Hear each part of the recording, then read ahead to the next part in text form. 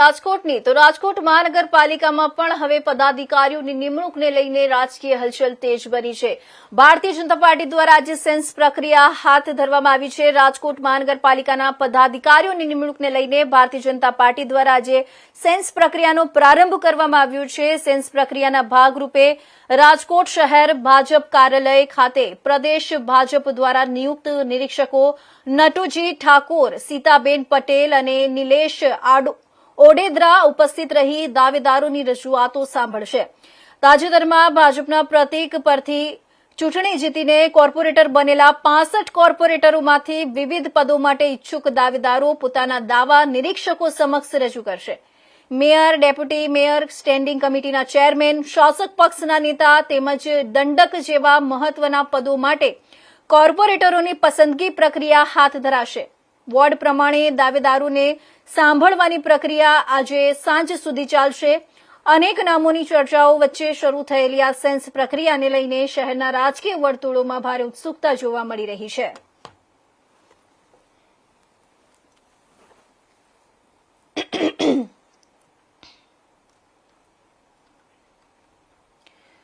તો રાજકોટ મહાનગરપાલિકામાં પણ હવે પદાધિકારીઓની નિમણૂકને લઈને રાજકીય હલચલ તેજ બની છે। ભારતીય જનતા પાર્ટી દ્વારા આજે સેન્સ પ્રક્રિયા હાથ ધરવામાં આવી રહી છે, ત્યારે જેમાં મેયરને લઈને સ્ટેન્ડિંગ કમિટીના ચેરમેન સહિતના મહત્વના પદો માટે દાવેદારોની દાવેદારી સાંભળવામાં આવી રહ્યું છે।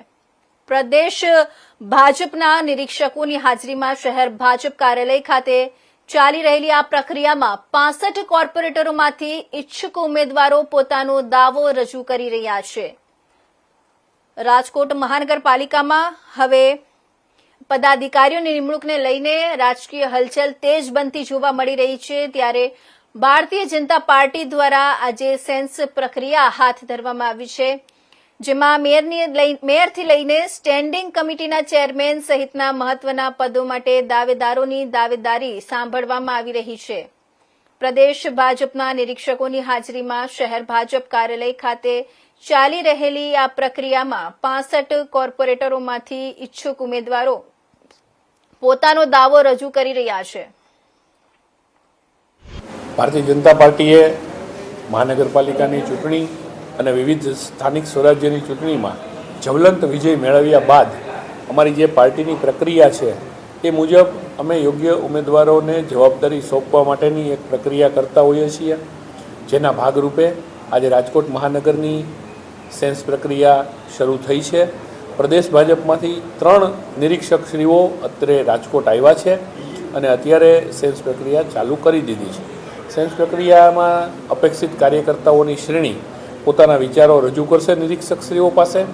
નિરીક્ષકશ્રીઓ એ બાબતની ચર્ચા વિચારણા કરી અને ભારતીય જનતા પાર્ટીના પાર્લામેન્ટરી બોર્ડ પાસે મૂકશે અને ત્યારબાદ અમારું શીર્ષસ્થ નેતૃત્વ એ બાબતનો યોગ્ય નિર્ણય લઈ અને અમને જાણ કરશે। આ રીતની પ્રક્રિયા હોય છે, જેના ભાગરૂપે આજે રાજકોટમાં નિરીક્ષકો આવી અને સેન્સ પ્રક્રિયા ચાલુ કરેલ છે। તો હાલ રાજકોટમાં સેન્સ પ્રક્રિયા હાથ ધરાઈ રહી છે, તો હાલ શું સ્થિતિ છે અને કયા નામો ચર્ચામાં છે એ સીધા જ જાણીએ। આપણે રાજકોટથી અમારી સાથે જોડાઈ રહ્યા છે અમારા સંવાદદાતા પ્રતિકભાઈ લીંબાણી। જી પ્રતિકભાઈ, હાલ રાજકોટમાં ભાજપ કાર્યાલય ખાતે ચાલી રહેલી સેન્સ પ્રક્રિયામાં શું અપડેટ છે? કેટલા કોર્પોરેટરો પોતાની દાવેદારી રજૂ કરી રહ્યા છે? જી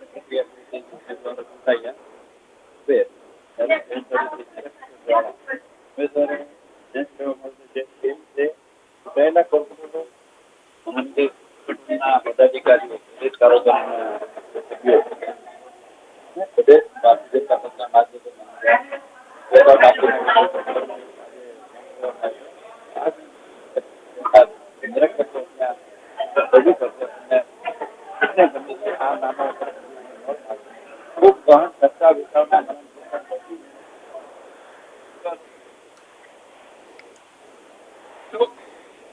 તમામ સમીકરણો જે આપણે દેશ કે કાર્યકર્તાઓને જે અવસર આપ્યો એ જ રીતે આ વેળાએ પણ યોગ્ય લોકોને પાર્ટી તક આપશે એ દ્વારા પાર્ટીનું કહી શકીએ કે પક્ષ અને સરકારની વચ્ચે જે રીતે સેતુ બનવાની એક કામગીરી છે તે હું માનું છું કે ચૂંટાયેલા જવાબદારી મળ્યા બાદ ખૂબ સારી રીતે નિભાવી શકશે. ટૂંક સમયમાં તમામ પ્રક્રિયાઓ પૂર્ણ થશે.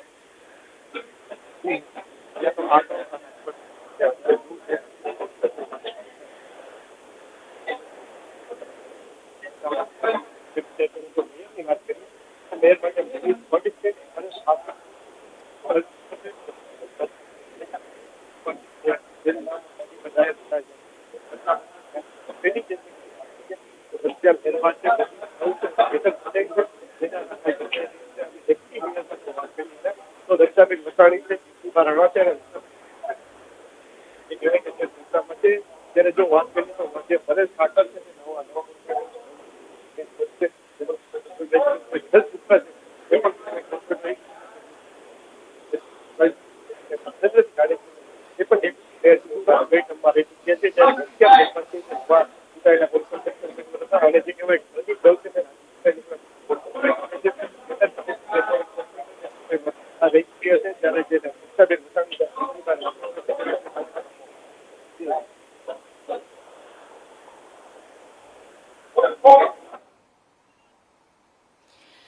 જી પ્રતિકભાઈ, ખૂબ ખૂબ ધન્યવાદ આ તમામ માહિતી આપવા બદલ.